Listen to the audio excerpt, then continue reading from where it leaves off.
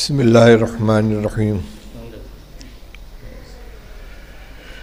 الحمد للہ رب العالمین والصلاة والسلام علی سید الانبیاء والمرسلین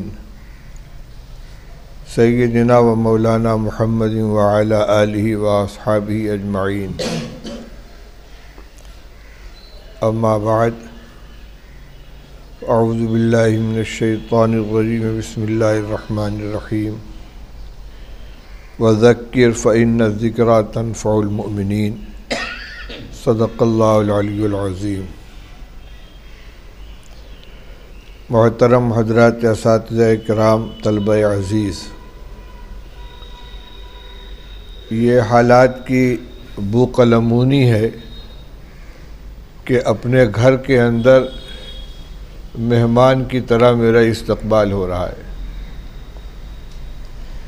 جہاں میں نے بچپن گزارا، جوانی گزاری اور بڑھاپے کی منزل نے پہنچا، پھر تقدیر نے قدم باہر نکالا،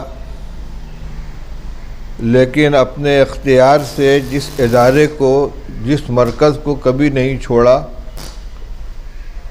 آخر بتقدیر الہی اس کو چھوڑ کر جانا پڑا۔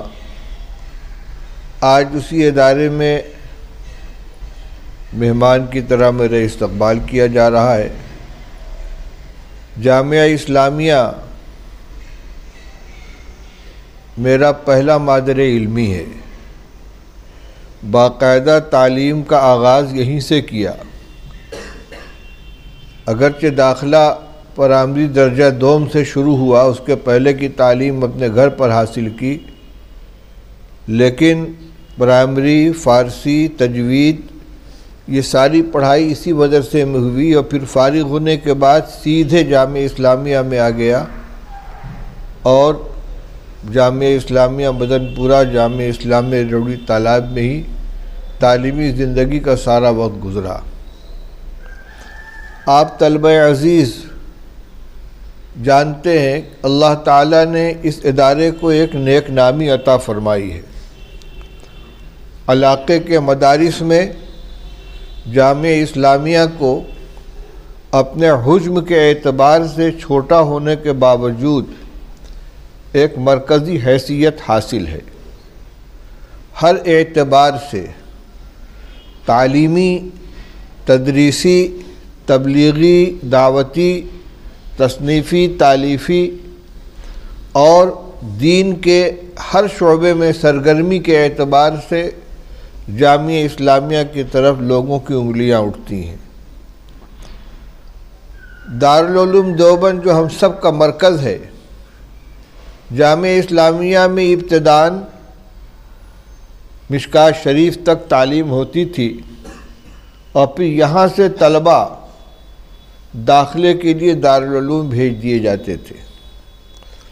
دارالعلوم بھی بہرحال صرف جامعہ اسلامیہ کا مرکز نہیں ہے، بلکہ پورے ہندوستان کے طول عرض میں پھیلے ہوئے ہزاروں مدرسوں کا مرجع ہے۔ ہر جگہ سے طلباء وہاں داخلے کے خواہش مند بن کر پہنچتے ہیں۔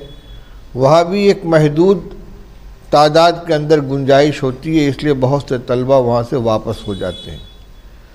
ایسے ہی ایک حادثے کے نتیجے میں جامعہ اسلامیہ میں بھی اچانک دور حدیث کا آغاز کر دیا گیا۔ جو طلباء یہاں سے گئے تھے وہ سب داخل نہیں ہو سکے، کچھ کو واپسی کا سفر کرنا پڑا۔ ہمارے بزرگ استاد مولانا اسیر ادروی کے صاحبزادے مولوی جمیل احمد بھی اس کے اندر شامل تھے۔ جب وہاں سے انہوں نے فون کیا کہ ابا ہمارا داخلہ نہیں ہوا، تو اسیر صاحب نے کہا مفتی صاحب دورہ قائم کیجئے۔ نہ منتظمین کے ذہن میں اس کا کوئی تصور تھا، نہ اساتذہ کو اس کا کوئی خیال تھا۔ ان کا یہ فیصلہ ایک بم کی طرح سے پھوٹا، دورہ قائم کیجئے۔ انہوں نے کہا اسیر صاحب دورہ قائم کرنا آسان نہیں ہے، اساتذہ کا انتظام کرنا ہوگا، درسگاہ کا انتظام کرنا ہوگا، دور حدیث کے اسباق پڑھانے کے لیے اساتذہ کا انتخاب کرنا ہوگا، کتابیں چاہیے، کہ کچھ نہیں دورے کا انتظام کیجیے۔ بہرحال اس زمانے میں جو حضرات تھے، ہم لوگوں نے دیوبند کا سفر کیا، اپنے مربی سرپرست اعلیٰ حضرت مولانا مفتی محمود حسن صاحب گنگوہی نور اللہ مرقدہ سے مراجعات کی، مشورہ کیا کہ آپ کی کیا رائے۔ ہمارے ناظم اعلیٰ مرحوم حافظ عبدالکبیر صاحب بڑے حوصلے کے آدمی تھے، اور مولانا حاجی عبدالمقیت حاجی عبدالمجید صاحب جو ناظم تعلیمات تھے شعبہ عربیہ کے، بے مثال آدمی، بڑے حوصلے کے آدمی، ان سے تذکرہ ہوا کہ بالکل ہماری طرف سے آزادی، انتظامات، آپ جو چاہیے آپ ہم کو بتائیے، لیکن کیسے دورہ قائم ہوگا، ہم لوگ تعلیمی آدمی نہیں، آپ بتائیے۔ حضرت مفتی صاحب رحمۃ اللہ علیہ سے جا کر مشورہ کیا گیا اور ان کا بسم اللہ کرو۔ ہم نے کہا حضرت دور حدیث پڑھانے کے لیے اساتذہ کہاں سے آئیں گے؟ فرما اساتذہ دور حدیث کے لیے نہیں رکھنے ہیں، جو اساتذہ موجود ہیں ان کو ترقی دیجئے اور نیچے کے اساتذہ رکھیے۔ ان کا حضرت بخاری شریف کون پڑھائے گا؟ تم پڑھاؤ گے؟ پسینہ آ گیا۔ فرمایا کہ بہرحال دارالعلوم تمام طلبہ کو قبول نہیں کر سکتا، اور اطراف کے چھوٹے چھوٹے مدرسوں میں جہاں دورہ حدیث قائم ہے، اس لیے کوئی حرج کی بات نہیں ہے۔ ہم لوگ لوٹ کر آئے، فیصلہ ہو گیا۔ سب سے پہلا مسئلہ تو اس وقت دور حدیث کی کتابیں کا 25 سیٹ دور حدیث کے چاہیے۔ حاجی عبدالمجید صاحب نے کہا چندہ کر لیجئے، چنانچہ اسیر صاحب کے ساتھ ہم نکلے اور مختلف لوگوں کے پاس گئے۔ ایک سیٹ کے لیے کسی نے دیا، کسی نے آدھا سیٹ کے لیے پیسہ دیا، 10 کتابوں کا پیسہ اکٹھا کرنا تھا۔ عبدالمجید صاحب نے کہا کہ جتنا کم پڑے گا مجھ سے لے لیجئے گا۔ چنانچہ آخر میں 12 آدمی کا انتظام کر کے 12 سیٹ کا ان کے یہاں پہنچے اور ان سے کہا حاجی صاحب 12 کا انتظام ہو گیا، کہ کتنا چاہیے؟ کہ 25 کا۔ بچوں سے کہا اوپر سے میرے روپے کی کنسٹری اٹھا لاؤ۔ وہ لفظ پہلی مرتبہ ہم نے سنا کہ روپیہ رکھنے کے لیے کنسٹری بھی ہوتی ہے۔ واقعی اوپر سے ایک کنسٹری آ گئی، اور کتنا چاہیے؟ غالباً اس زمانے کا 13,000 روپیہ آج کوئی چیز نہیں ہے، لیکن اس وقت 13,000 کی ایک حیثیت تھی۔ ہم لوگ جب مدرس ہوئے تھے تو 150 روپے تنخواہ بنی تھی، بڑی شہرت تھی کہ نیا لڑکا پڑھ کر آیا ہے، 150 روپیہ اس کی تنخواہ لگا دی گئی ہے۔ تو 13,000 روپیہ انہوں نے گن کر رکھا سامنے۔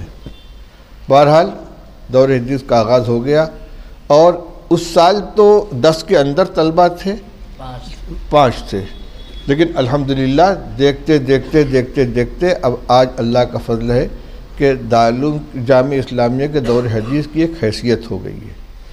لیکن یہ تو دوسروں کی نظر میں ہے، اس کی اصل حیثیت اور اس کی پختگی بنانا آپ کا کام ہے۔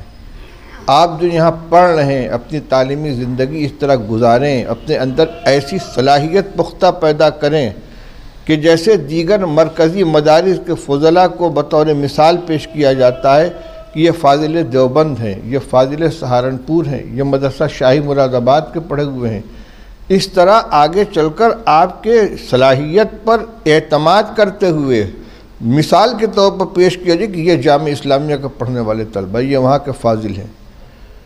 اس کی حقیقی اور مضبوط اور ٹھوس حیثیت بنانا یہ آپ کا کام ہے۔ اور یہ یاد رکھیے کہ اپنے مرکز علمی یا مادر علمی کی علمی شہرت اور علمی حیثیت پر بہرحال تاثیر ہوتی ہے، اس کا اثر پڑتا ہے، اس کی ایک بنیادی تاثیر ہوتی ہے۔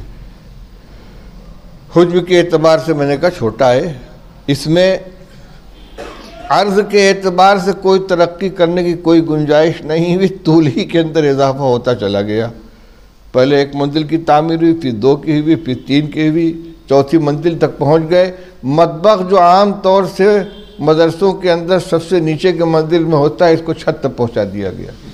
یہ حالات کی مجبوری ہی تو ہے۔ اور ابتداً یہ صرف اتنا حصہ جتنے میں آپ بیٹھے ہوئے، یہ مسجد کا یہ حصہ تعمیر کا آخری حصہ تھا، اس کے آگے میدان تھا، اتنے میں مدرسہ منتقل ہو گیا بغیر پلاسٹر کے۔ اللہ تعالیٰ نے ترقی عطا فرمائی۔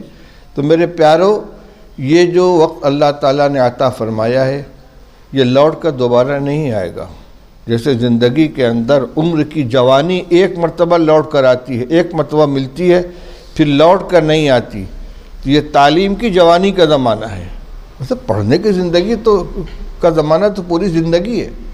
جیسے عمر بڑھاپے تک ہے بلکہ موت تک ہے، لیکن جب بچپن اور جوانی ایک مرتبہ ملتا ہے، تو علم حاصل کرنے کی زندگی تو موت تک ہے، من المہدی الی اللحد، ماں کی گود سے لے کے قبر تک۔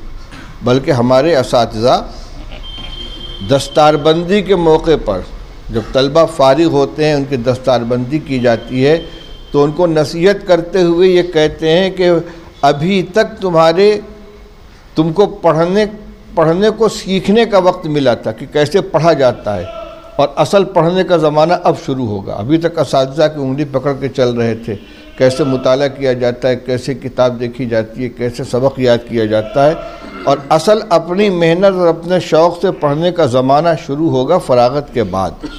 تو یوں تو پڑھنے کا زمانہ پوری عمر ہے، لیکن اس کی نشو و نما، اس کا مزاج بنانے کا ایک جو وقت ہوتا ہے وہ یہی وقت ہے۔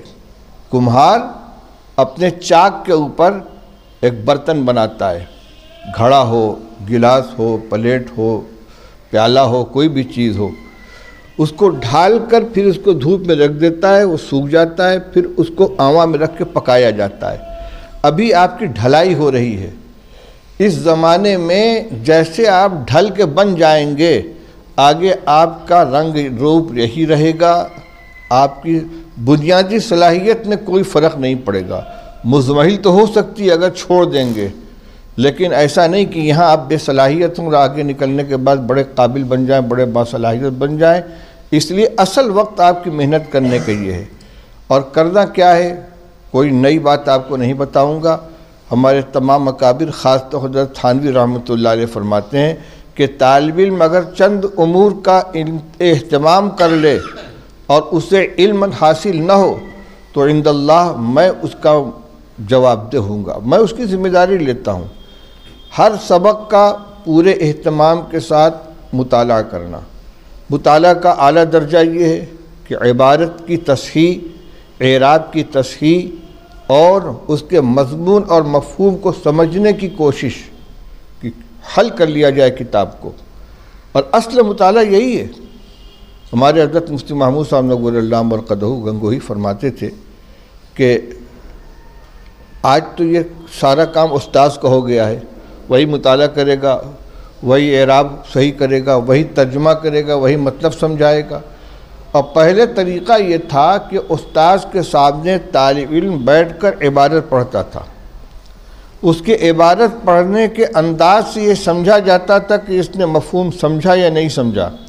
اگر عبارت سمجھے ہوئے، مطلب سمجھے ہوئے، تو اس کے پڑھنے کا انداز کچھ اور ہوگا۔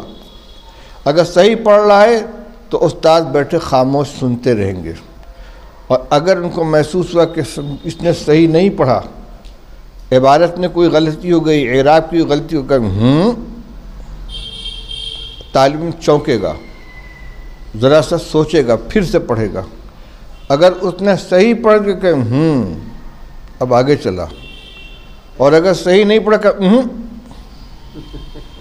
اب پھر غور کرے گا، پھر پڑھے گا۔ اب جب صحیح ہو جائے کہ تو 3 لفظوں میں سبق چلتا تھا، یہ سارا کام طالب علم کا ہے۔ حضرت مولانا محمد قاسم صاحب نانوتوی رحمۃ اللہ علیہ مدرسہ Arabic Anglo Arabic college Delhi میں حضرت مولانا مملوک علی صاحب نانوتوی رحمۃ اللہ علیہ سے پڑھتے تھے۔ مفتی صدر الدین آزردہ، مولانا مملوک علی نانوتوی وغیرہ ان کے استاد تھے۔ حدیث تو پڑھی تھی حضرت شاہ عبد الغنی صاحب مجددی رحمۃ اللہ علیہ سے، باقی علوم حاصل کیے ہیں شاہ مملوک علی صاحب نانوتوی سے، جو مولانا یعقوب صاحب نانوتوی کے والد تھے۔ اور معقولات کی انتہائی دقیق کتابیں، صدرہ، شمس بازغہ، ملا جلال، خیالی، اس کتاب کو اس طرح پڑھتے تھے جیسے قرآن کی تلاوت کی جاتی ہے، بیٹھے عبارت پڑھ رہے ہیں۔ اس زمانے کے ایک بہت مشہور معقولی سبق کے اندر پہنچ گئے اور کھڑے ہو کر سننے لگے، تو نہ استاذ کچھ بول رہا ہے، نہ کچھ تقریر کر رہا ہے، یہ عبارت پڑھ رہے ہیں اور وہ بیٹھے سن رہے ہیں۔ تو انہوں نے مولانا مملوک صاحب سے کہا، ارے بچے کچھ سمجھتے بھی ہیں؟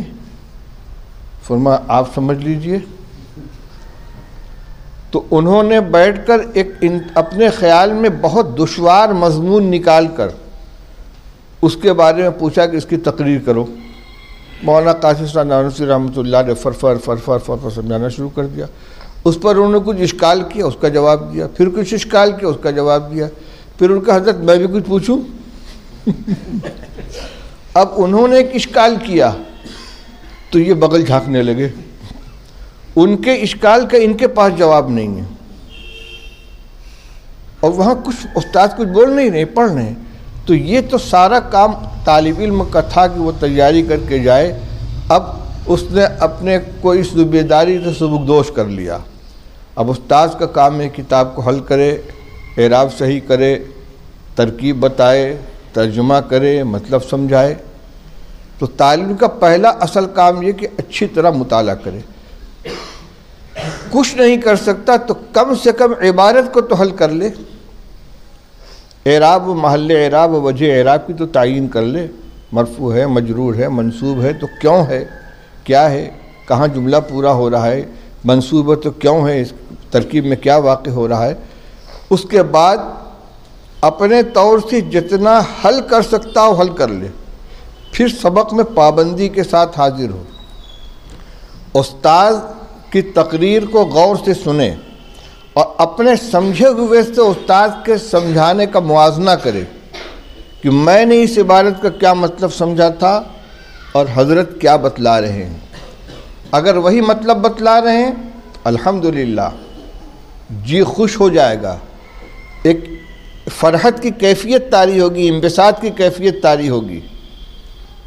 میں نے جو سمجھنے کی کوشش کی تھی الحمدللہ صحیح سمجھا.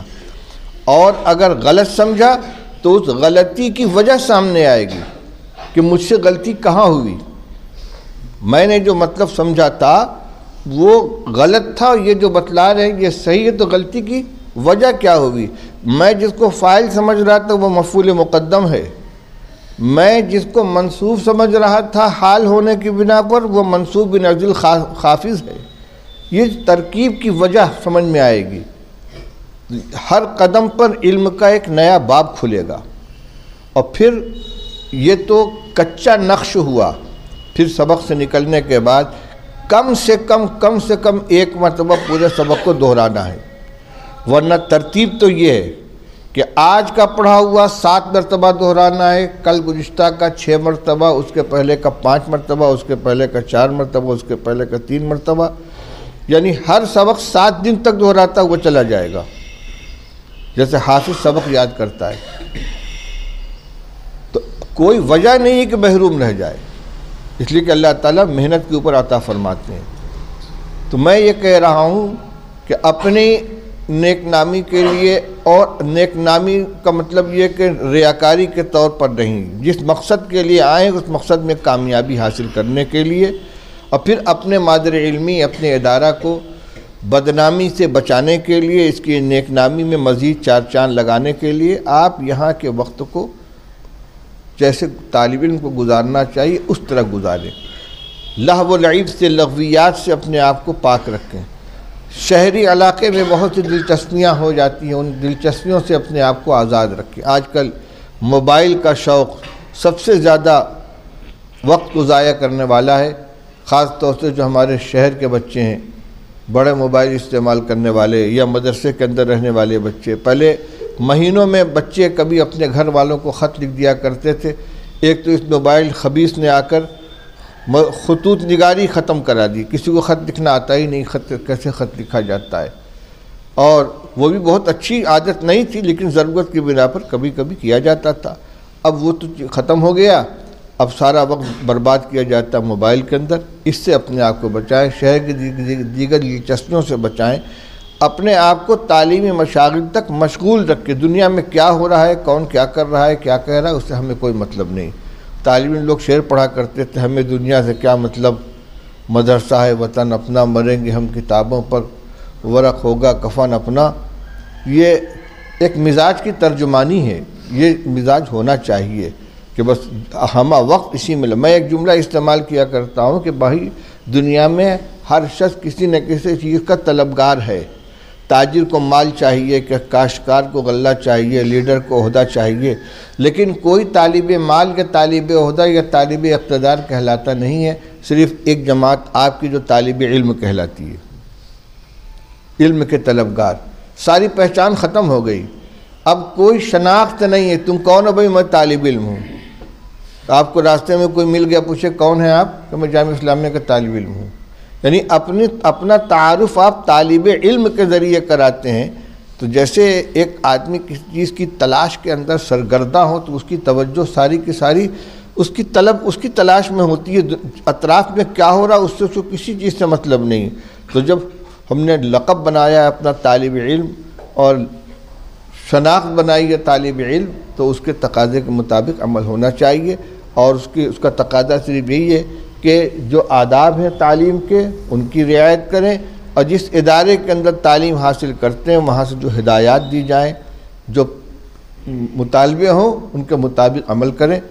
اساتذہ کرام سے بھی یہی گزارش ہے کہ یہ علم ایک امانت ہے، اللہ تعالیٰ نے ایک دولت عطا فرمائی ہے۔